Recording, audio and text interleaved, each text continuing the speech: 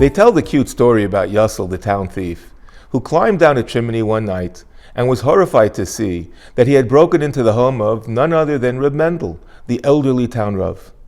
No one was more surprised than the rabbi himself, who looked up from his Gemara and saw Yussel full of soot, with his loot sack in hand, and said, "Yussel, what are you doing here?" Thinking quickly, Yussel tells the Reb, "Rebbe, ich hab a shaila. I have a question." "A question? What is it?" "Wie kriegt man heraus von danet? How do I get out of here?" In last week's Parsha, Parshas Yisroi, we read about the highest spiritual moment in our entire history, Matan Torah.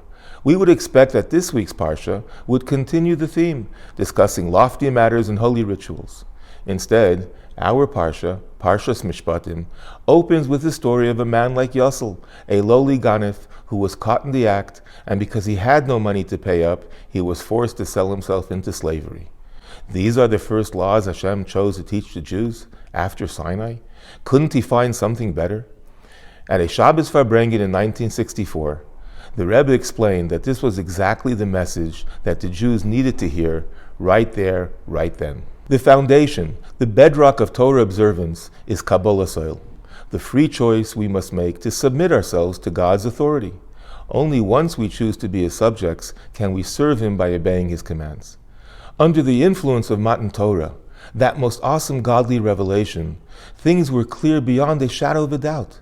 Devotion to Hashem was then only natural. It was only after the revelation was over, when God's presence was no longer readily apparent, was it then possible to make a truly genuine choice. However, with the freedom to choose God came the freedom to reject Him as well. And that's why the first thing we learn about is the fate of the thief. The Talmud teaches, Ganva apum machtarta rachmana karya, that a thief truly recognizes God's existence. He even prays for his success before he steals. Yet his very act openly disregards Hashem's will.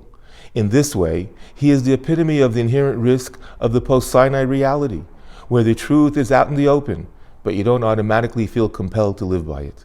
Says Hashem, this is the space where you must live as a Jew.